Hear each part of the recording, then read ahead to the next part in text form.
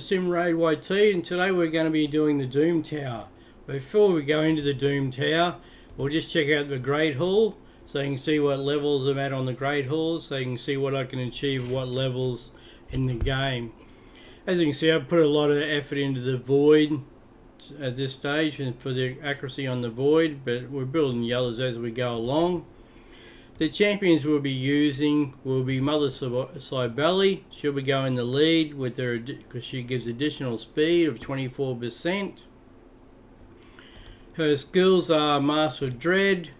As you can see, I've got it booked out. It attacks all enemies, has a 25% chance of placing a 30% decreased speed debuff for 2 turns.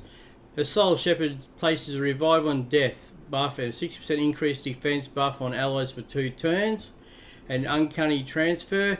This will give her, if she has more health than another champion on your team, you can do the swap over and swap their health across. Mastery, she's been built out for offense and defense, as you can see here. Next, another champion on the team will be using Solus. He'll be used as a nuker. He's the same building offense and defense movements. So yeah, he'll be there for a lot of skill, for a lot of attack in our team. His skills are Bewildering Blow. Attacks one enemy, has a 35% chance of placing a stun debuff for 1 turn. And you can see I booked him out as well. Attacks all enemies on his Reign of Terror, increases the duration of all debuffs on each target by 1 turn. Then places a Provoke debuff on all enemies for 1 turn, places a shield buff on this champion for 2 turns equals to 30% of the damage inflicted. Damage increases by 10% for each debuff on the target. Wave of Despair. Attacks 3 times at random. Each hit has a 75% chance to remove all buffs. Also places Provoke debuff for 1 turn if a buff was removed by this skill. The Provoke debuff cannot be resisted, and then his aura won't matter because he's not in the lead anyway. Another champion on the team will be Madame Ceres. For her masteries, we build her out in defense and support because she's really there for her buffs, so really for what we're going to use. She's booked out as well. Panic Spread. Attacks one enemy, has a 20% chance of placing a fear debuff for 1 turn. This chance increases to 30% if the target is under 1 debuff. This chance increases to 45% if the target is under 2 or more debuffs. Midnight Ritual decreases attack and decreases defense. Removes all buffs from enemies, then places a 50% decrease attack debuff and 60% decrease defense debuff on all enemies for 2 turns. Trick or Treat. Attacks all enemies, has a 40% chance of stealing 1 random buff from each target, places a block debuff, buff on all allies for 2 turns if any buff is stolen, places a True Fear debuff for 1 turn on enemies who have buff stolen. And she's booked out as well. Witch's Grace places a shield buff on this champion equal to 10% of their max HP at the start of each turn. When attacked while under a shield buff, has a 35% chance of placing a fear debuff on attackers for 1 turn. We will have AOX in here as well. His masteries, he's put in some offense and support because he's there to heal and give health to our other champions. Attacks 1 enemy 2 times. Each hit has a 10% chance of placing a 5% poison debuff for 2 turns. Places a 50% decreased attack debuff on all enemies for 2 turns. Also has a 75% chance of decreasing each enemy's turn meter by 20%. Places a 30% decreased critical rate debuff on the target for 2% for 2 turns if they have a 50% or more turn meter after turn meter decreases. Lure of Restoration. This is what he's really in the team for. He attacks 1 enemy, then heals all allies by 10% of their max HP.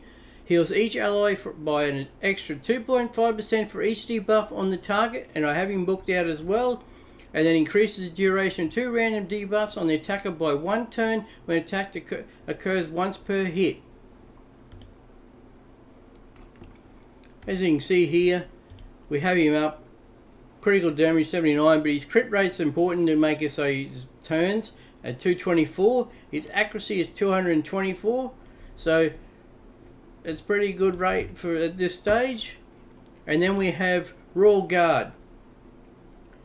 Now, Royal Guard skills, he's going to be another nuker in the team. Attacks one enemy, has a 50% chance of placing a 60% decreased defense buff for 2 debuff for 2 turns.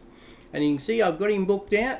His hamstring attacks 4 times at random. Each hit has a 60% chance of placing a 30% decreased speed debuff for 2 turns.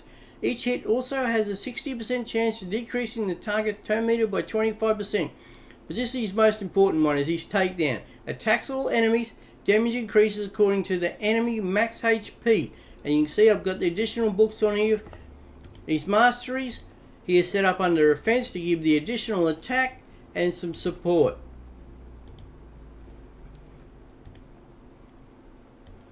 And that's how we'll be doing the start of the Doom Towers. And we'll be doing just the normal first. Okay, this is on the Doom Tower floor 20, one of the bosses. And we're going to lead off with Mother Sibeli. And then, well, let's change this team back around here. Put Mother Ceres back in. And Solus. So we have Mother Sibeli in the lead with additional speed, 24% speed. She gives Aurora to the team.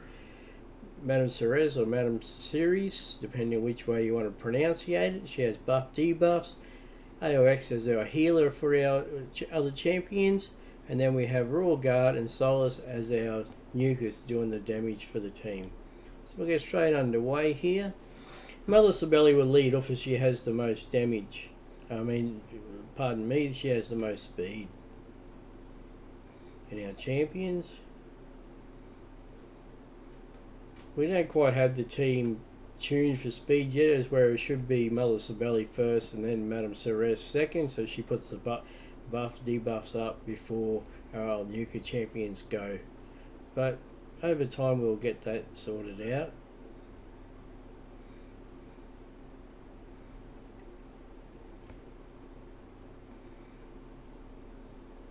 Decrease the turn meter there of the enemy. So you can see for info here, we have him on decreased defense 60% and decreased speed 30%. That's the buffs we're putting out from our champions.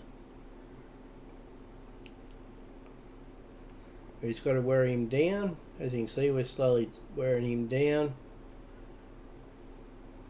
This is where you want to have those champions which you can do healing in your team to help them keep alive as well while they're taking these damage on board. So you can see we've got plenty out there. You know, we've got 20 of these decreased defense at 60%. We decrease speed and decrease attack. So that's, you know, having the benefit of having those buffs and debuffs on our champions, be able to do these skills. And Mother Sibeli there just used one of her skills to change over with Royal Guard as he was getting low on health, and she put the transfer to herself.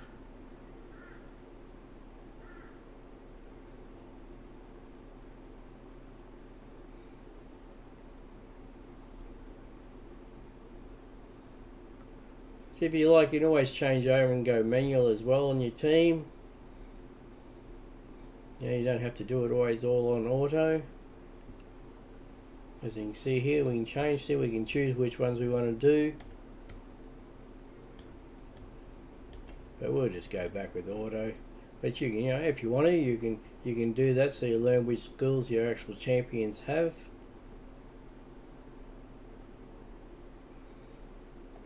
So we'll just let this play along until the end.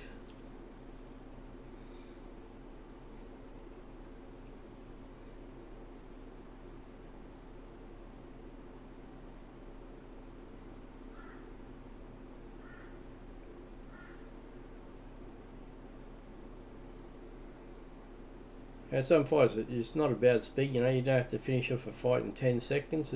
It's more of the point, as long as you can get through the stage. Some stages are harder than others.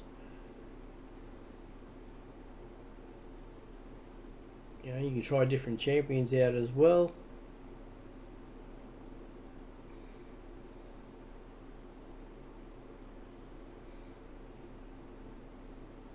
You know, I could have left those other champions what I had there, Kale and that in the team instead of changing over, but You know, I thought I'd see if I could stay with the same champions and see how far I can get through into these floors in the Dune Tower.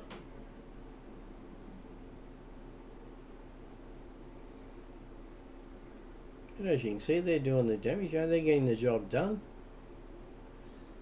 Okay, the fight's taking a bit longer than I, wish for, but as long as we win, that's the main thing.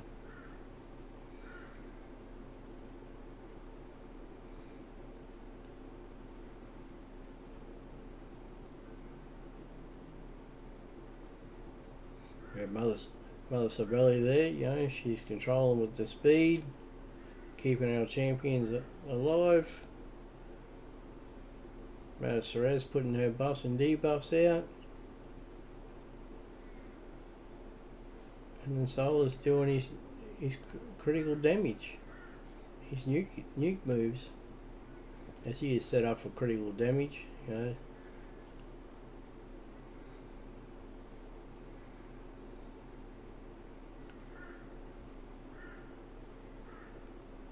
there we go, people. That's 420 Scarab King. We got 1 4-star chicken and 33 Scarab Cores as reward. Thank you.